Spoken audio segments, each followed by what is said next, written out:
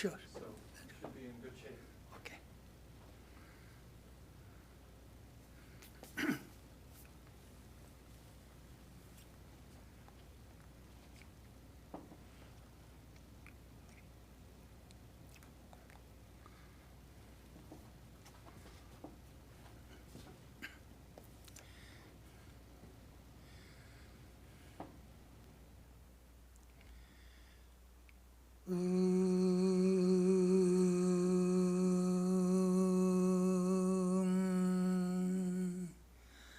Brahmanandam Paramasukadam Kevalam Jnanamurtim Dandatitam Gagana Sadrisham Tvattamasyadilaksham Ekam Nityam Vimalamachalam Sarvadi Sakshibhutam Bhavatitam Trigunarahitam Sadgurum Tam Namami Sadgurum Tam Namami.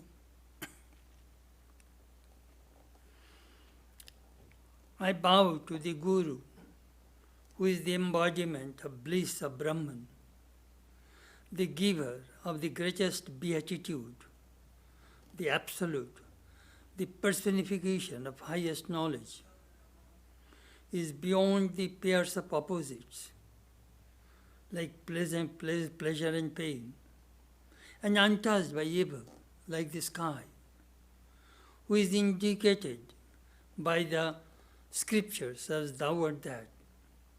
He is one without a second, the eternal, the pure, the immutable, the witness of all mental modifications, abide ever beyond thoughts and attributes.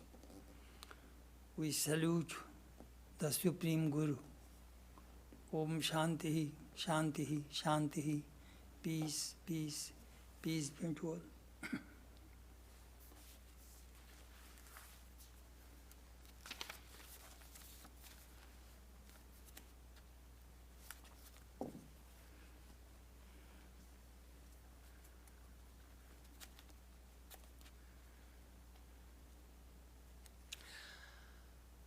This morning our subject is Thoughts on the Gita, part 106.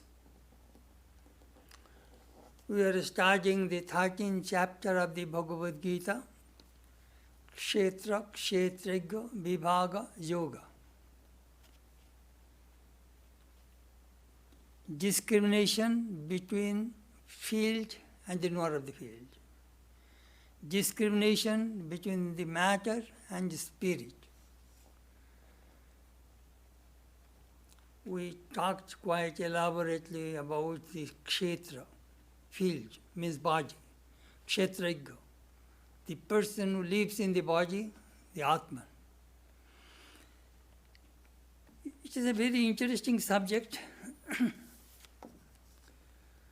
Sometimes we try to visualize in this body, two persons live, Jivatma and Paramatma. How? Sri Ramakrishna gave a beautiful example. I have seen in our part of the country, dry coconut. If you remove the skin, then the shell remains, then it dries up. When the water dries up, then the kernel inside the flesh and the shell, they are separated. At that time, if you shake, you will hear some sound that it is separated. You can visualize it, that in this human body, Atman, consciousness dwells. Let me be a little bit more specific, that it is called adhash, superimposition.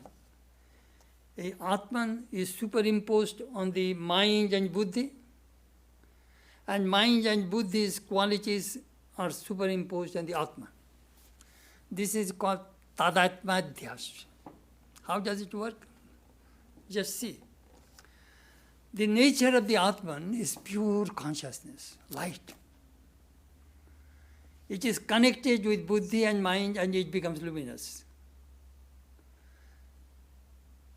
So, but buddhi and mind, they are not the luminosity. Consciousness is not there. This pure consciousness animates, make this mind and buddhi conscious. Then sense organs becomes consciousness, gets consciousness, body becomes conscious. That meeting point is called Chit Jod Grunthi. Chit means consciousness, Jod means matter. That is the meeting point. That is Jivatma, I consciousness. Again, these Buddhist qualities, nature, also superimposed on the Atman. How? I am happy, I am unhappy, I am sick, I am healthy. This is all the nature of the buddhi. It is superimposed on the Atman. So Atman feels, I am happy, I am unhappy. These are mixed together. Let me give another example. Sri Ramakrishna said, here are 100 cups of water. And here is the sun. What do you see? You see 100 reflected suns. If one cup is broken,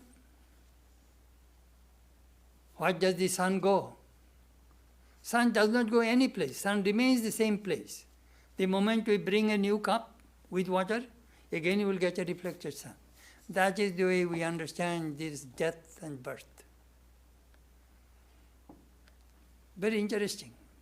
If you watch this human system, kshetra, field, this body, and kshetra, atman, how they act together in this human system.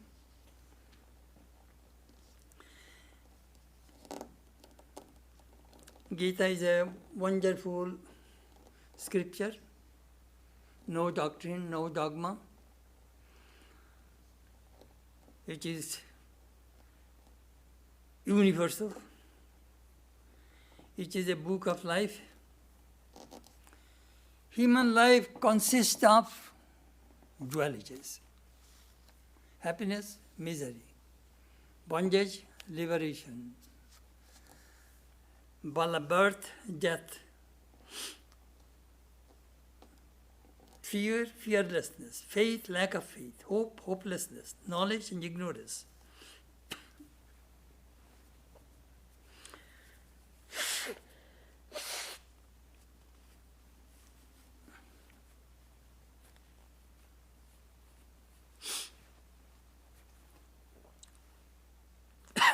Allergy.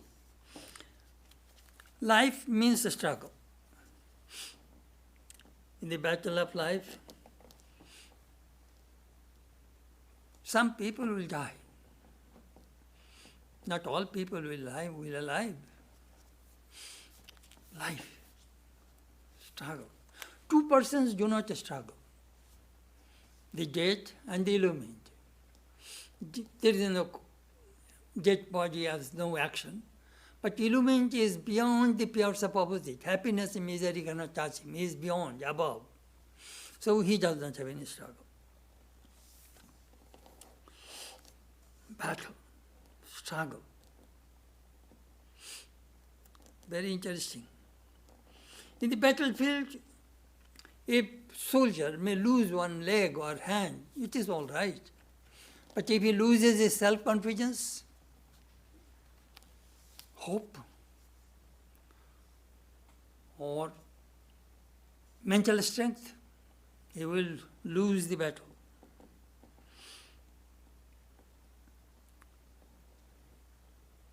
We will have to fight. There is no other way. At present, we are facing this corona crisis. Gita can help us. Krishna reminds us again and again, Uttishta, get up, fight.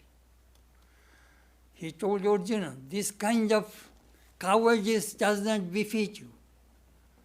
Give up this faint-heartedness and fight. Raise yourself by yourself. Don't yield to depression. You are your friend, Your disciplined mind is your friend, your indisciplined mind is your enemy.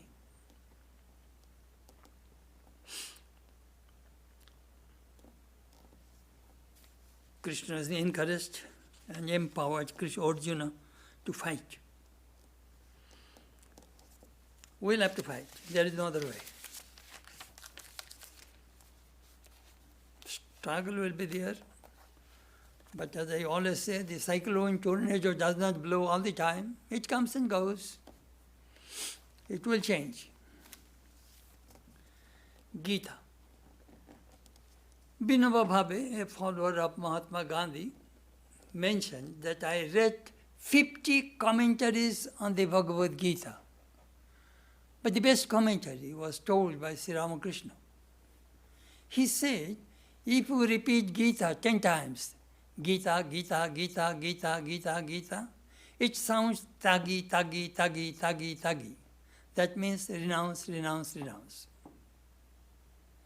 That is the main focus of the Bhagavad Gita. What should I renounce? It reminds me of a story.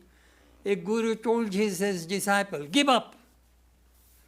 So the disciple said, what I have? He gave up all his books and clothes and belongings. Still Guru says, give up. So he gave up his own clothes and water pot. Again the Guru says, give up. He was thinking, I have nothing. Still he says, give up. I shall give up this body. At night, he made a fire and was about to jump into that fire. Then Guru came and said, what are you doing? Sir, you asked me to give up. I have my body, I will give up this body. My goodness, that body does not belong to you. That body belongs to your parents. Then the disciple asked, then why should I give up? Give up your ego, your attachment. Very interesting story. Renounce attachment.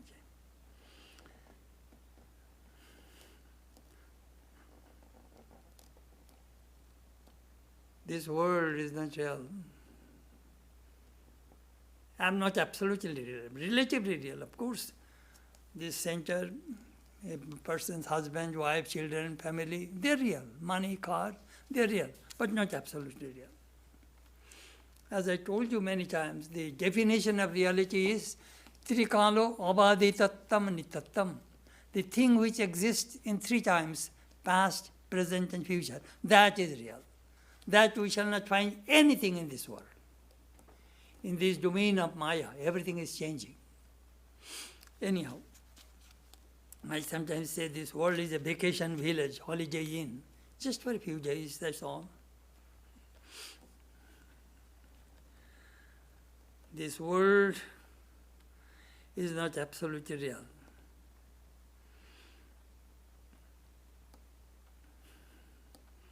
Sometimes people get scared when they hear the word renunciation.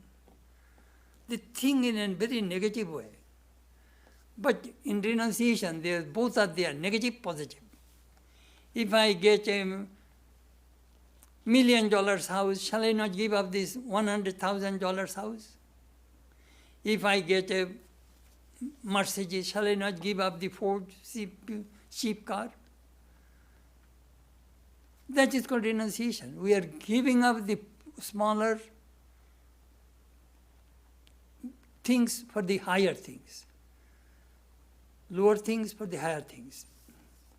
That is called renunciation.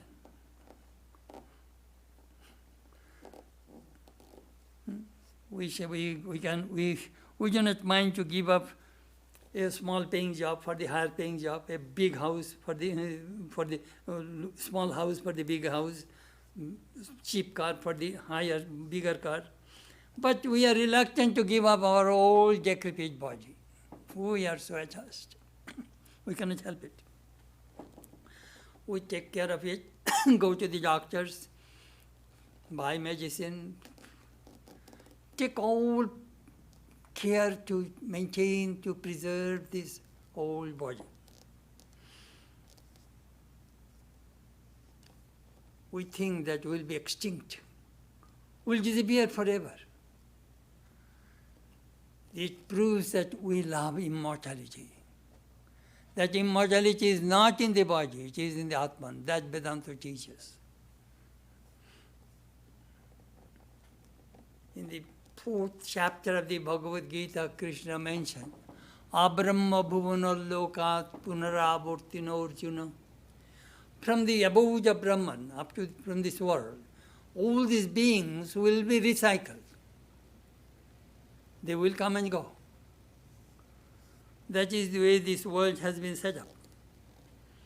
This is the gospel truth. Realization of the truth is called realization. Realization of this truth is called renunciation. Let me tell you what actually renunciation means.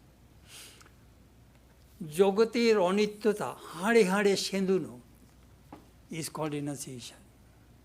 This impermanence of this world, the idea, conviction, penetrates inside. That is called renunciation.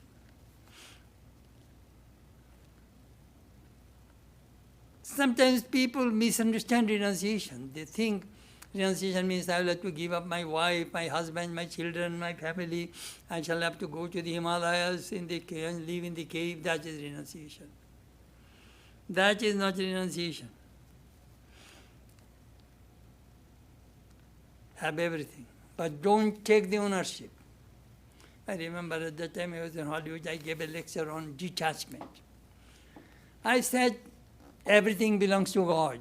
Don't take the ownership. Take the position of a caretaker. So after the lecture, Baron Webster, an actor came to me. Swami, I am practicing what you said. How?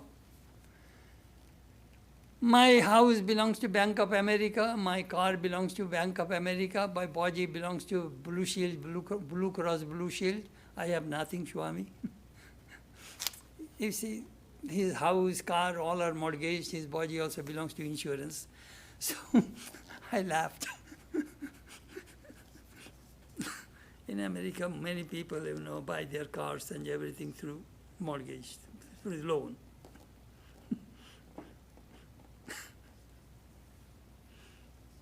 In the Old Testament, we read, naked came I from the mother's womb, naked shall I return thither.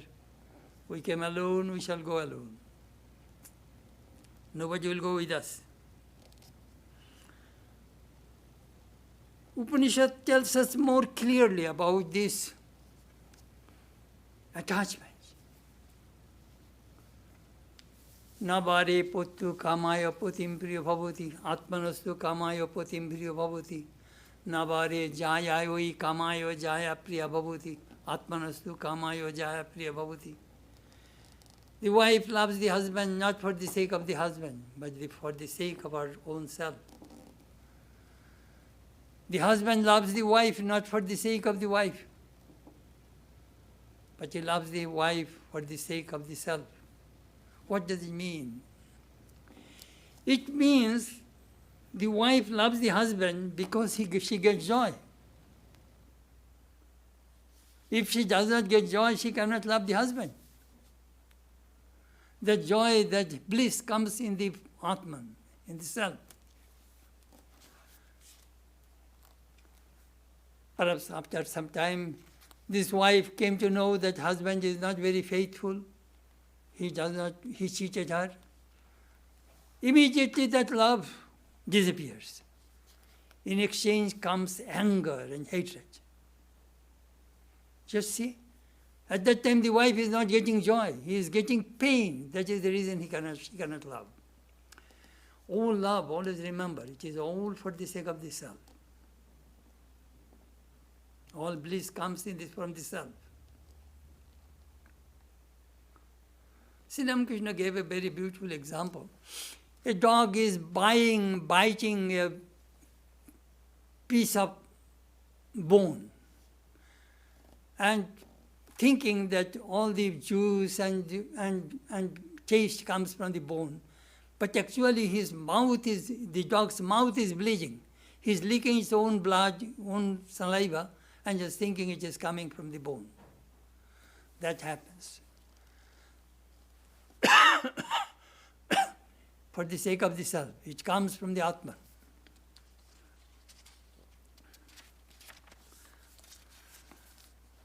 Attachment. Attachment brings pain. Love brings joy, bliss. Now you check yourself.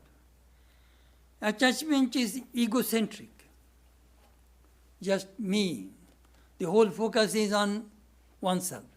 You have pleased me, you make me happy, you satisfy my desires. That means me, me, me.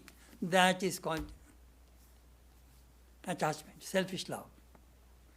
And unselfish love is focused to the beloved.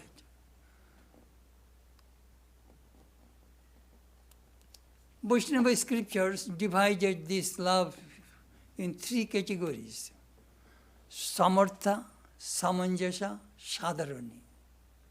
Sadharani means sadharani means ordinary love. Oh Krishna, just make me happy. I don't think about you. Just make me happy. That is ordinary love. That is the example, Brinda. Chandrabali's love is 50-50. Krishna, let us both be happy. You be happy, I shall be happy. And the highest kind of love is Samartha, Radha's love. Krishna, you be happy. That is my goal. I may suffer, doesn't matter. That is the highest love.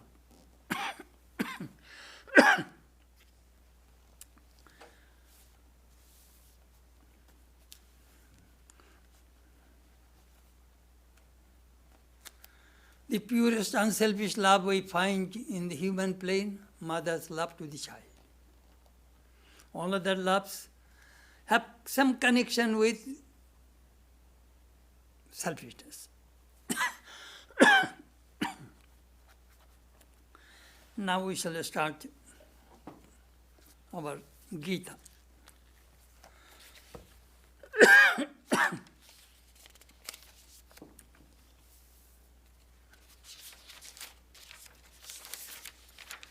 The previous, we shall start 28. I shall read the 27th to connect it. Samang sarveshu bhuteshu tishtantam parameshwaram vinashatsu avinashantam ya pushyati sa pushyati. He or she really sees, who sees the Supreme Lord existing equally in all beings, the imperishable in the perishable. Samang pashyani sarvatra sarvam samavasthitam ishwaram nahinasti atmanatmanam tato yati param gotim. Seeing the Lord equally present everywhere, he or she endures not the self, by the self, and so goes to the highest goal.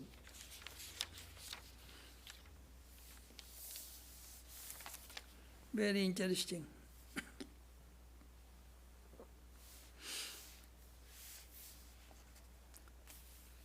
This verse 28 is very, very important verse. We shall explain this verse from different angles.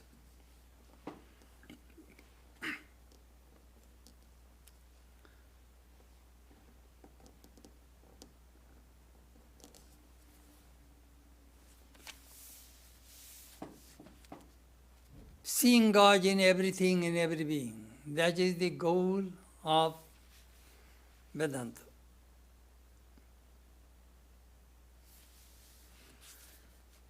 First, let us see this aspect from the Vedantic standpoint.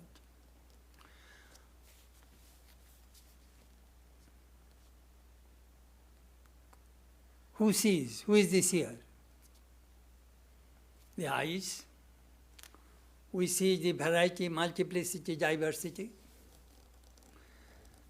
But as my eyes are open, my mind is not connected. Mind is thinking something else.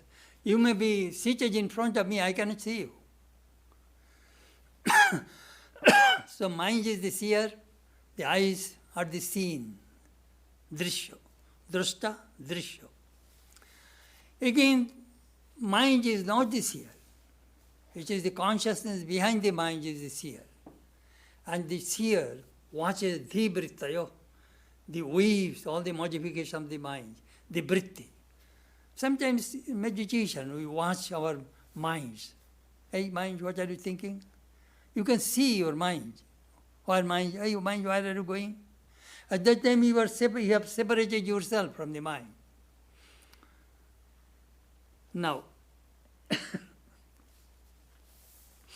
we see variety, multiplicity, diversity. Why? Vedanta says it is due to ignorance.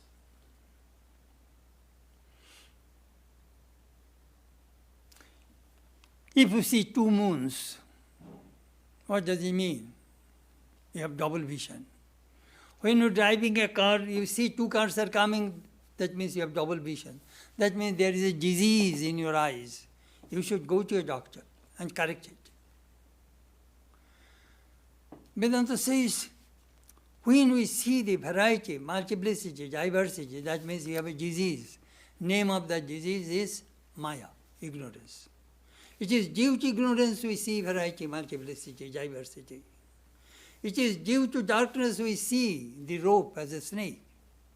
The moment I bring the light, I see the rope as a rope. That is the Vedantic explanation of the diversity and multiplicity.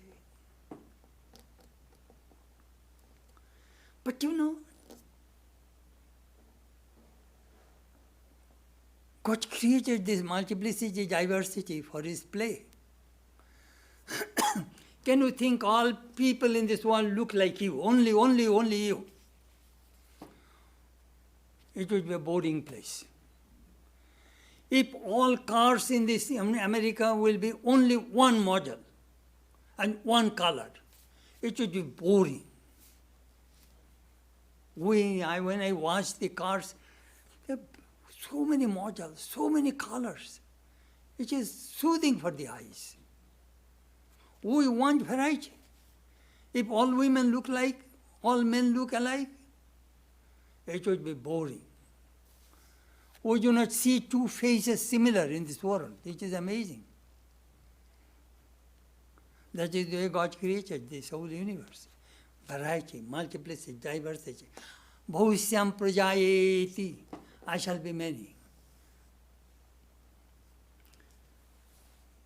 Swamiji made a good remark. If all people think alike, what will happen?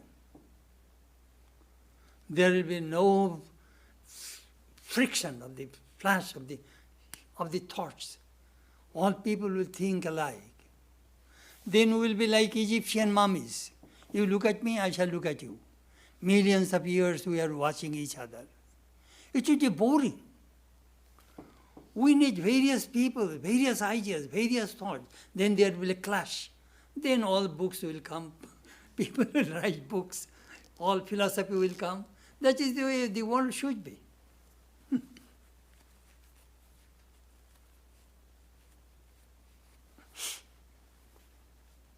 Anyhow,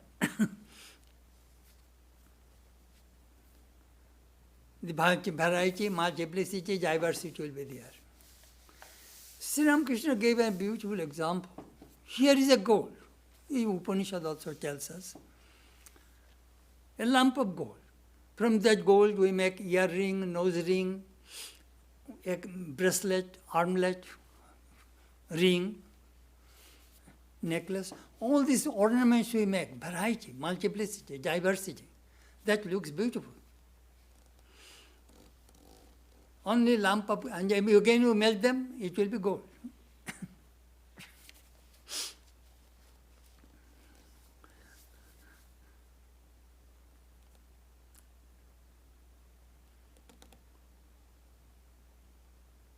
So we need variety.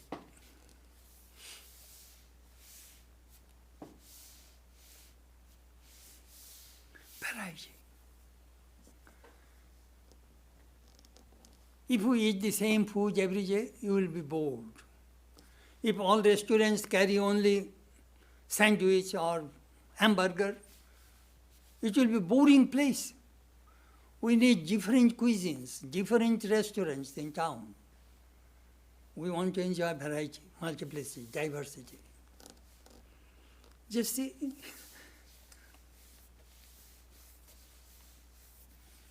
But if you know Brahman, then all this diversity, multiplicity will disappear. That is the reason I say that if you want to enjoy life before God realization, after God realization, it will not work anything. You will pass. Sri Ramakrishna made a beautiful word. Ami jole gechi. I am completely burnt. Means I have no more desire for the world to enjoy. That he told the Brahmins. Tumra be share mate acho. You people are very, very intelligent. You are enjoying this world, at the same time a little enjoying a little God. You people are very nice, but I am completely burnt.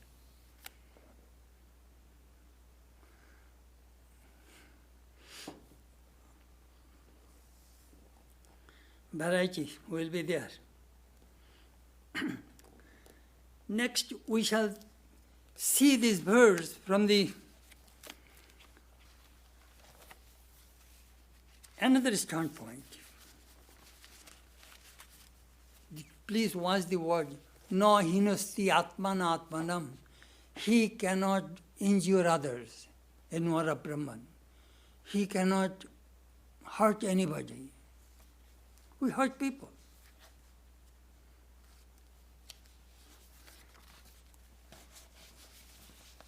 I shall read to you the golden rule of all religions, some major religions.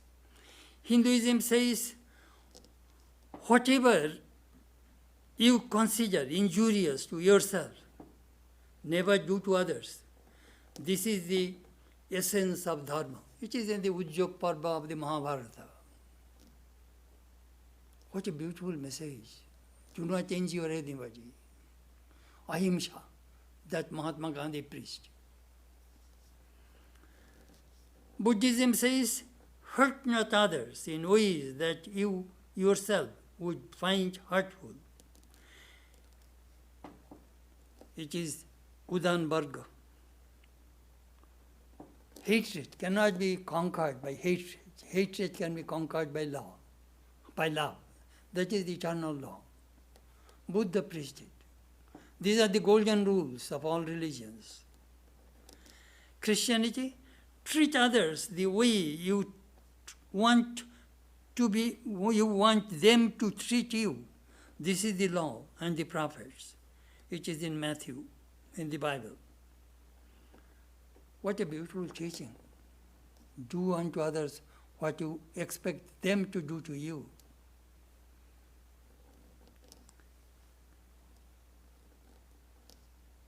Then in Islam, no one of you is a believer until he desires for his brothers that which he desires for himself. Hadith. In Judaism, what is hateful to you, do not do to your fellow men and women. That is the eternal law. All the rest is commentary, Talmud. Same thing in Confucianism, Taoism, Zoroastrianism. These teachings are there. These golden rules we find in Vedanta.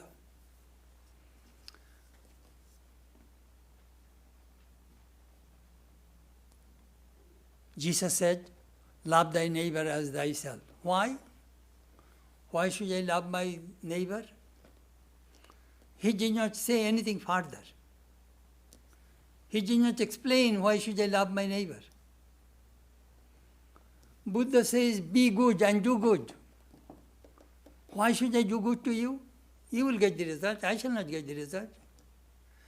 Buddha did not explain this teaching either. The answer is in Vedanta. By doing good to others, you are doing good to yourself. Atmanastu. Golden rule. No hinasti atman atmanam. In war of Brahman does not hurt, does not kill, does not injure anybody. That is the highest religion. But what we see in this world, in the name of religion, there is so much bloodshed, killing others, hating others. Swami Prabhupada, they used to tell, if in one car, one Hindu, one Christian, one Muslim, one Jewish and one Buddhist live in one car, they will hit each other. But in the same car, if Buddha, Krishna, Christ, and Muhammad, if they live in one car, they will embrace each other. Swami Prabhupada used to tell me.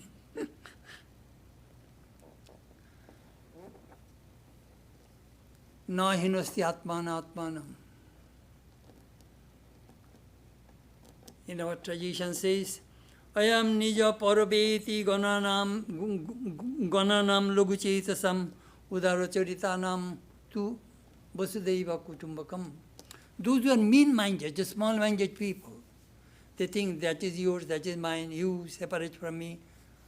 But udaracharitam, a liberal-minded person feels all beings are my kutumbakam, my relatives. All human beings are connected, my Atman. That is the way Atmiyo, Attiyo. Amra bole Attiyo, Atmiyo. Mane, he is my relative. Mane, he is connected with my Atman. These great teachings of the Gita expands our heart, removes all the narrowness, bigotry, superstition, hatred. So we can study this verse of the Gita from the perspective of other religions. Then from this Upanishadic standpoint, we can study this verse of the Gita. In the Isha Upanishad we read, Yastu sarvani bhutani atman nevanu poshyati sarvabhuteshu chatmanam tato na vijugupshati. When a person sees Atman in all human beings, he cannot hate anybody. No bijugupshate. Jugupsha means grina, hatred. He cannot hate anybody. Whom shall I hate? Everybody is God. A divine person cannot hate another person. Next verse.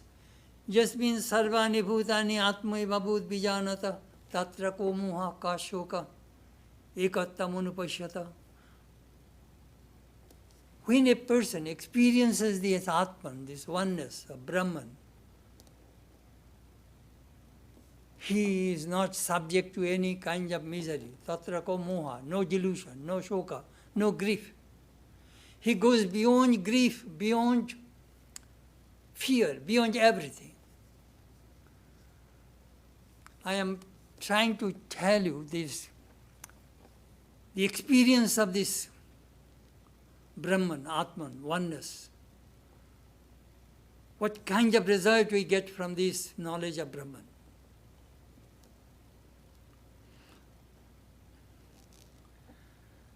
This verse can be interpreted from the moral and ethical point. I shall read to you Swami Vivekananda's commentary on this verse of the Bhagavad Gita, which is very clear and very thought-provoking. If there is anything in the Gita that I like, it is these two verses, coming out strong as the very gist, the very essence of Krishna's teaching. He who sees the Supreme Lord dwelling alike in all beings, imperishable in things that perish. He sees indeed, for seeing the Lord as the same everywhere present, he does not destroy the self by the self, and thus he goes to the highest goal. Thus there is a great opening for the Vedanta to do beneficent work both here and elsewhere. This wonderful idea of the sameness and omnipresence of the Supreme Soul has to be preached for the amelioration and elevation of the human race here as elsewhere. Wherever there is evil and wherever there is ignorance and want of knowledge, I have found out of experience that all evil comes, as our scriptures say, relying upon differences, and that all good comes from faith in equality, in the underlying sameness and oneness of things. This is great Vedantic ideal.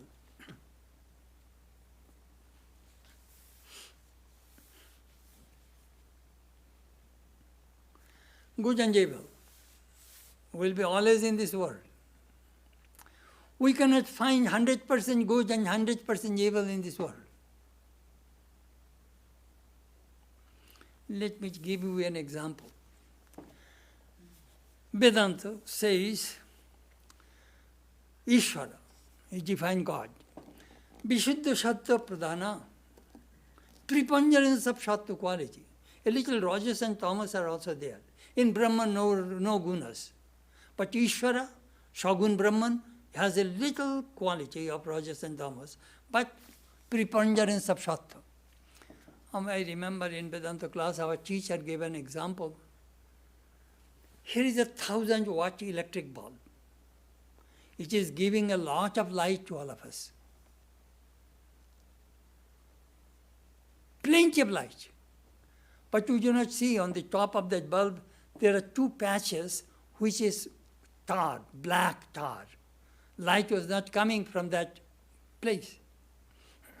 But we say we have plenty of light. This morning I was thinking, what is the difference in God and man? Same. Man also has three gunas, but ours is 90% tamas, dark, 10% light. Average human beings, 15 to 20% mind are conscious. 80% mind is unconscious. The yogis, through practicing yoga, make the whole mind illumined. When the whole mind illumined, as Sri Ramakrishna says, Shuddha Man, Shuddha Atma Ek. The mind becomes the Atman. Very interesting that, good and evil always be in this world. Sri Ramakrishna gave another example. Pure gold cannot make a jewelry because it is very soft. You will have to make alloy, otherwise you cannot make earring, nose ring, necklace. Gold is very soft metal.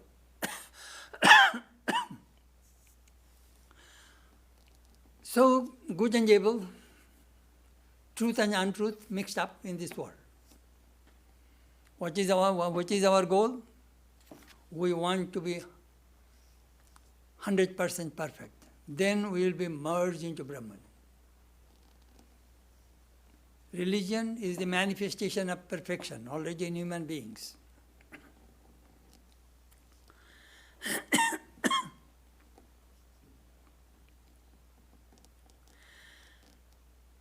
Swamiji continued, this is the bane of human nature, the curse upon mankind, the root of all misery, this inequality.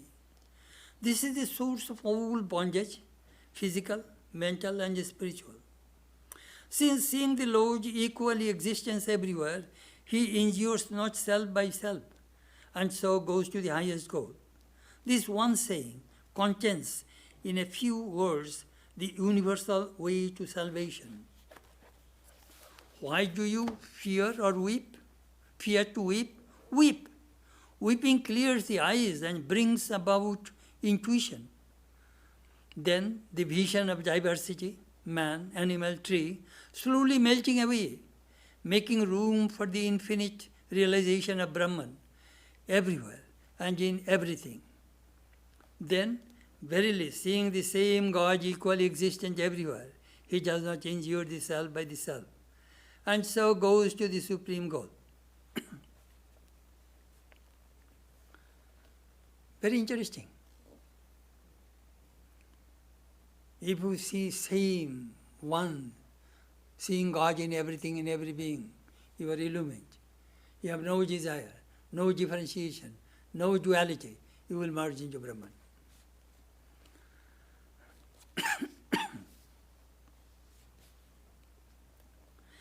Therefore, the absolute sameness of conditions, if that be the aim of ethics, appears to be impossible. That all men should be the same could never be. However we might try, men will be born differentiated.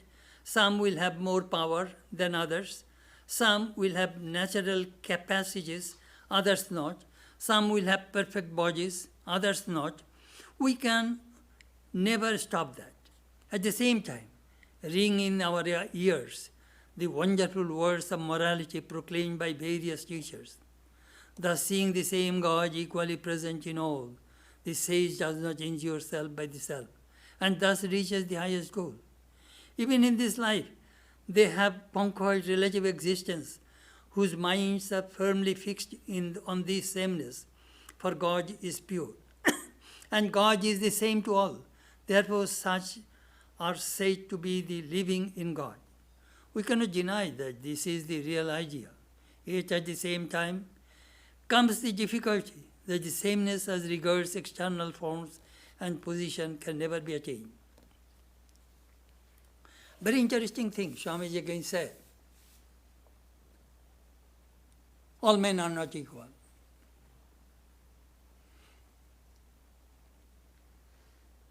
One man can defeat 100%. There is a difference of the minds and the buddhi and education and physical strength, mental strength. These differences will be there. But the Atman reflects each and all. Consciousness is the same. In the same consciousness is in the elephant, in the tiger, in an ant. But there is a difference of manifestation. That Swamiji said. In the domain of Maya, there is a manifestation of power. But behind this manifestation, there is consciousness. That is one. But yet at the same time, even the idea of the body disappears, where the mind itself becomes finer and finer, till it has almost disappeared when all the different things that make us fear, make us weak, and bind us down to the body life have disappeared. Then and then alone, one finds out the truth of that grand old teaching. What is the teaching? Even in this life, they have conquered the round of birth and death, whose minds are firmly fixed on the sameness of everything, for God is pure and the same to all, and therefore such are said to be living in God.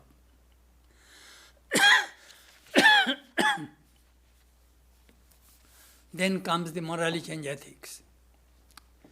Sometimes we do not understand what actually it means.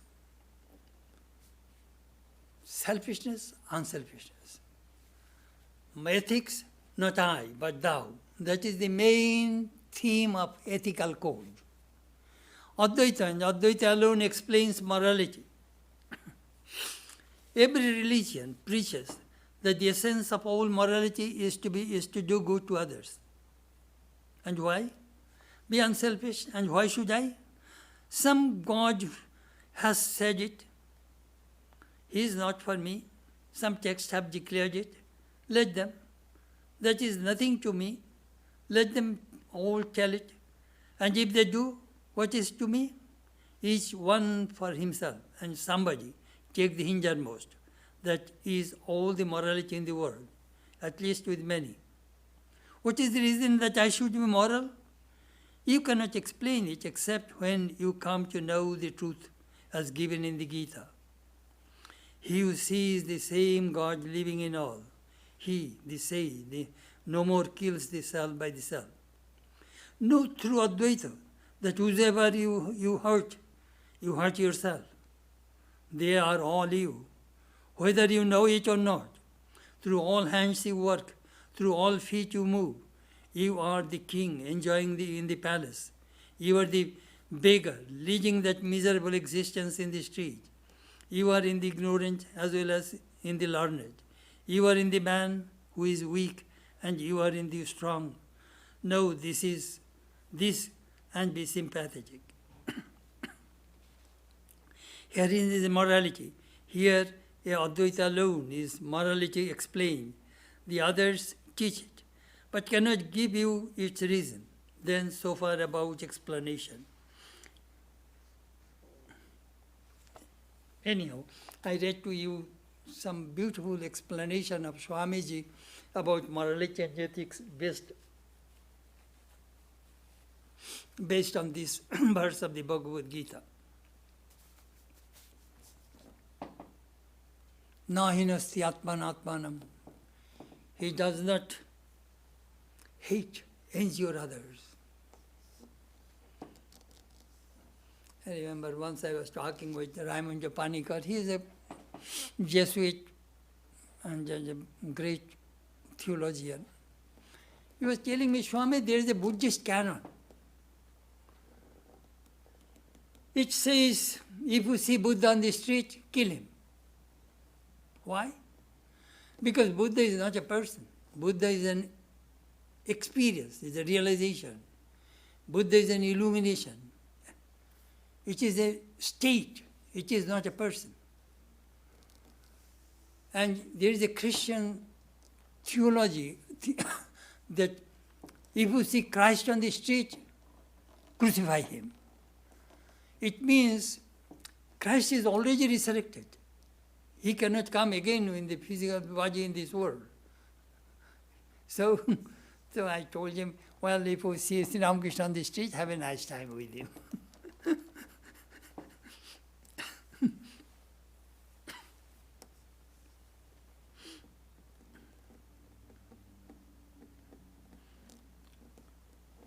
We are talking about Jivan Mukta, free while you are living.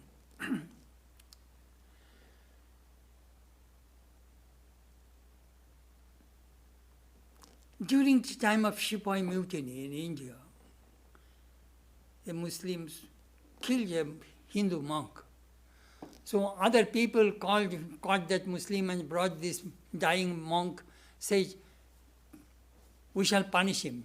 What kind of punishment do you want for this person? Oh, don't punish him.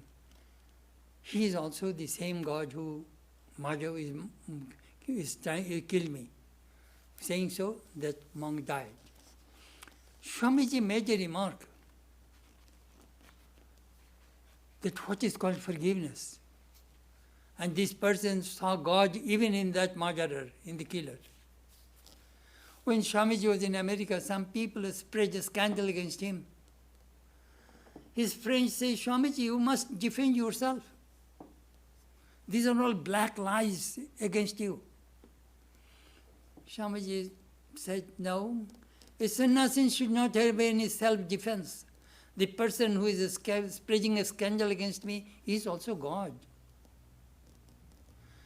These are the experiences of a Jivan Mukta,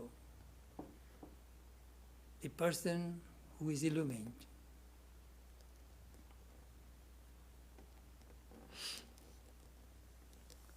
Swami Prabhavananda one day told me, one day Brahmananda said,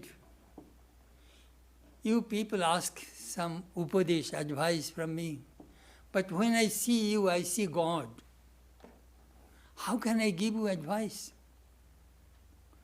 But you see, when my mind comes down, then I see that your problems, I see your weaknesses, I see your difficulties. At that time, I can give you advice. These are the Jivan Muktas, living free.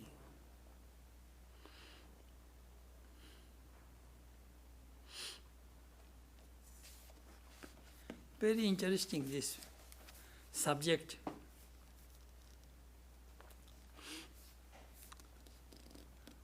When you do not see the Atman in yourself, you are doing immense harm to yourself. You take your body, that which separates you from other persons to be the self. And so you create a wall of separation between yourself and others.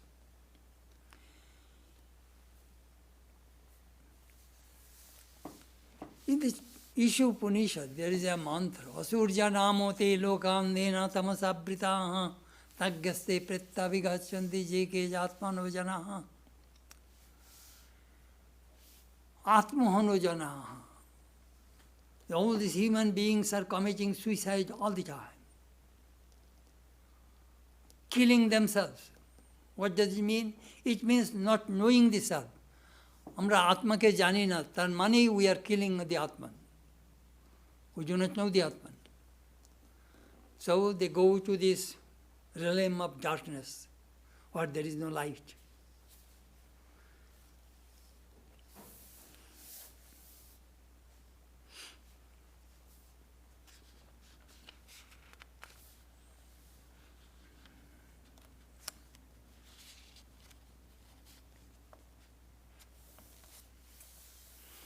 The Gyan is this Gita, these teachings of the Gita, we can see this world from three angles. Jadodrishti, the materialistic view, this world is real. Jnanodrishti, this world is not absolutely real, relatively real.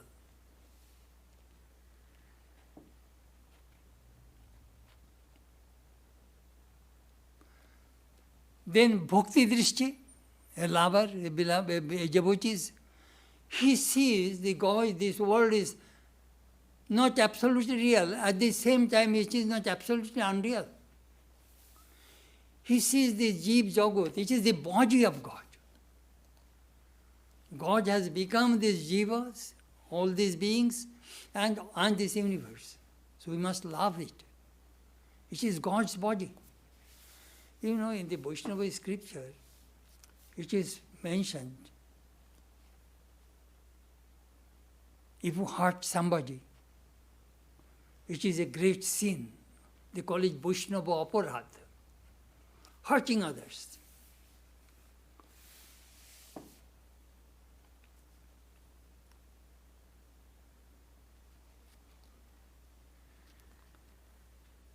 One of the disciples of the mother told me, Ma kokhono kauke mone koshto diye kotha bolenni. Mother, Holy Mother never hurt anybody through words in her life. Hurting people, abusing people. We concentrated this verse today, do you know why? So that we can practice it. How we can love all without any discrimination. A little girl came to Holy Mother and said, Mother, I love you. Well, how much you love you? That little girl expanded her two hands. Akasher Mother, I love you this much. Holy Mother smiled and said, my little child, listen. You love all people like this. Otherwise, in this world, perhaps if you give me more, I shall love you more. If you give me little, then I shall love you little. So your love will fluctuate. But real love is universal love. That we find the Jivan Muktas. No reservation, no discrimination, no racial prejudice, nothing. They love each and all. Because they see God in all. Oh, you are a Hindu, oh, you are a Christian, oh, you are a Muslim. That is not in the Ramakrishna order. We serve all people, all religions, irrespective of caste, creed, religion. That Sri Ramakrishna taught us, Vivekananda taught us. No discrimination.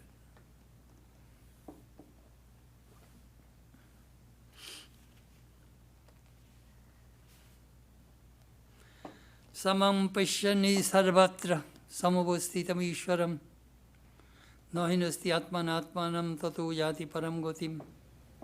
Param gotim. You will reach the supreme abode, That means you will merge with Brahman. You will be one with God if you have this experience of oneness. You cannot hurt anybody. You will see God in everything, in every being. Brahmavid, Brahmaiva bhavati. In what of Brahman becomes Brahman.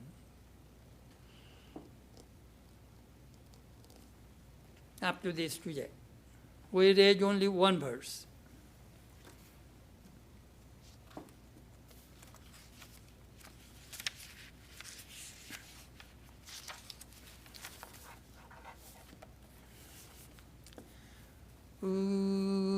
Sarve bhavantu sukhina, sarve santu niramayaha, sarve bhadrani pasyantu, ma kasyid dukkha bhag bhavet, durjana sajjana bhuyat, sajjano shantina apnuat, shanto muccheta vandebhyo, muktasyannan vimochayat. May all be happy, may all be free from disease, may all realize what is good. May none be subject to misery. May the wicked become virtuous. May the virtuous attain tranquility. May the tranquil be free from bonds. May the free make others free. Om Shanti, Shanti, Shanti. Peace, peace, peace be unto all.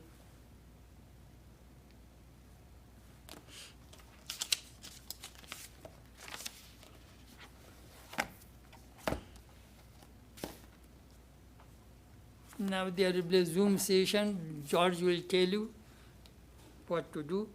I shall be here and I shall answer your questions. Jai Ma.